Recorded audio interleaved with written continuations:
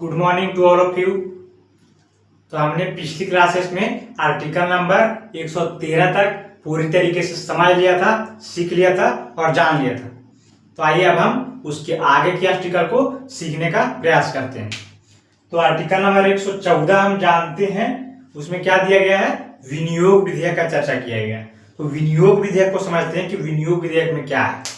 तो उसके पहले मैंने आपको बताया था आर्टिकल नंबर 113 में कि प्राक्कलन किस प्रकार बजट बनता है। उसके बाद क्या होता है कि प्राक्कलन में हम एस्टिमेट बनाते हैं कि कितना खर्चा लगेगा।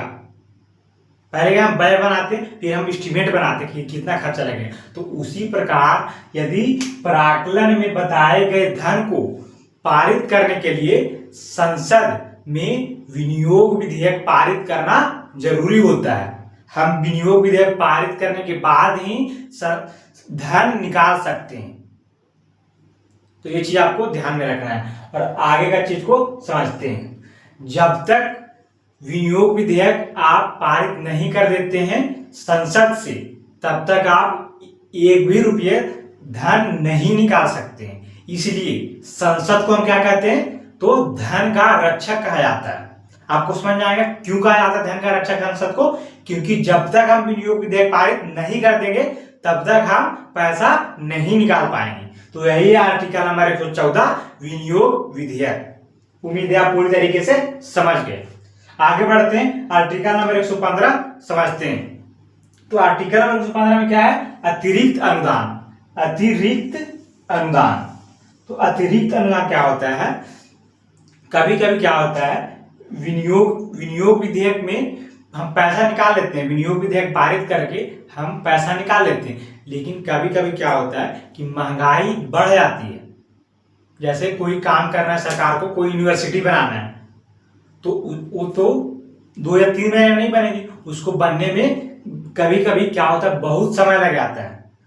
तो क्या होता है, महंगाई बढ़ने के कारण जो हम एस्टिमेट बनाए थे वो पैसा तो हम निकाल लेते हैं प्राक्कलन से, लेकिन महंगाई इतनी बढ़ जाती है कि वो पैसा हमें कम लगने लगता है। तो वही वजह है जब हम अतिरिक्त अनुदान नामक विधेयक को पारित करते हैं और हम अतिरिक्त धन निकाल सकते हैं।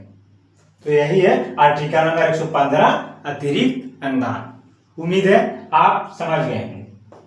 आगे बढ़ते हैं, तो आइए जानते हैं आर्टिकल नंबर 116 लेखा अनुदान। तो लेखा अनुदान को समझते हैं कि क्या कहता है। कि लेखा अनुदान में क्या होता है कि कभी कभी विनियोग विधेयक को पारित करने में समय लगता है। तो इस समय क्या होता है कि सरकार को जल्दी काम प्रारंभ कराना है, तो कुछ एडवांस में पैसे निकालने के लिए क्या होती है, लेखा अनुदान से एडवांस में पैसे निकाल लेती है, वही कहलाता है लेखा अनुदान। उम्मीद है आप आर्टिकल नंबर 116 समझ गए होंगे। और कभी कभी क्या होता है कि लेखा अनुदान पारित हो जाता है लेकिन विनियोग विधेयक पारित नहीं हो पाता है, जिस कारण काम अधूरा रह जाता है। ये चीजें हैं दूसरा कंसेप्ट। तो यही है आर्टिकल नंबर 116। उम्मीद है आप तीनों आर्टिकल नंबर 117 का चर्चा किया गया है, तो वित्त विधेयक की चर्चा किया गया है। इसमें यह बताया गया है कि आगामी वर्षों में किया जाने वाला विकासात्मक कार्य वित्त विधेयक कहलाता है। मैंने आपको आर्टिकल नंबर 110 में धन विधेयक बताया था। क्या धन विधेयक में विकासात्मक कार्यों की चर्चा थी? नहीं थी। लेकिन 117 वित्त विधेयक में विकासात्मक कार्यों की चर्चा किया गया है। तो यही डिफरेंस है मनी बिल आर्टिकल नंबर 110 और 117 वित्त विधेयक।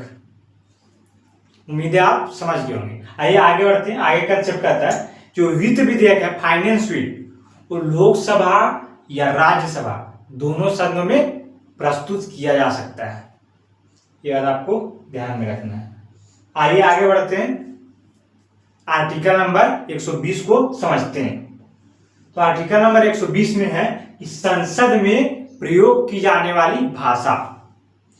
तो संसद में कौन सी भाषा प्रयोग की जाती है, तो हिंदी और इंग्लिश प्रयोग की जा सकती है। लेकिन यदि कोई सांसद है, उनको हिंदी इंग्लिश समझ में नहीं आती है, तो वो क्या कर सकते हैं, वे लोकसभा के अध्यक्ष या राज्यसभा के सभापति से अनुमति लेकर के अपनी क्षेत्रीय भाषा में बोल सकते हैं। यह है आर्टिकल नंबर 120। उम्मीद है आप समझ गए। आगे बढ़ते हैं, आर्टिकल नंबर 121 देखते हैं। आर्टिकल नंबर 121 है कि संसद जजों की आचरण कार्यप्रणाली पर सवाल पैदा नहीं कर सकती। संसद के पास यह अधिकार नहीं दिया गया है कि वह जज के आचरण या कार्यप्रणाली पर चर्चा करे या सवाल पैदा करे, किंतु संसद जजों पर महाभियोग लगा सकती है। ये कहता है आर्टिकल नंबर 121। उम्मीद है आप समझ गए। आगे बढ़ते हैं, नेक्स्ट आर्टिकल को समझते हैं।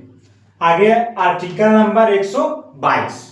तो ये क्या कहता है कि जिस प्रकार संसद के पास ये अधिकार नहीं है कि न्यायालय के जजों पर टिप्पणी करे, उसके आचरण पर सवाल करे, उसी प्रकार न्यायालय को यह अधिकार नहीं है कि वह संसद में हो रही कार्यवाही की जांच कर सके, किंतु न्यायालय सुप्रीम कोर्ट विधेयक संवैधानिक है या नहीं इसकी जांच कर सकते हैं। उम्मीद है आप समझ गए। Article number 122। तो आज हमने जितने भी आर्टिकल्स को समझे हैं उन चीजों को आप नोट्स कर लेंगे और उसको रिवाइज करके चीजों को याद कर लेंगे। तो आगे का आर्टिकल्स को हम नेक्स्ट वीडियो में समझेंगे, सीखेंगे और जानेंगे। तो मिलते हैं नेक्स्ट वीडियो में। आज के लिए इतना ही, धन्यवाद।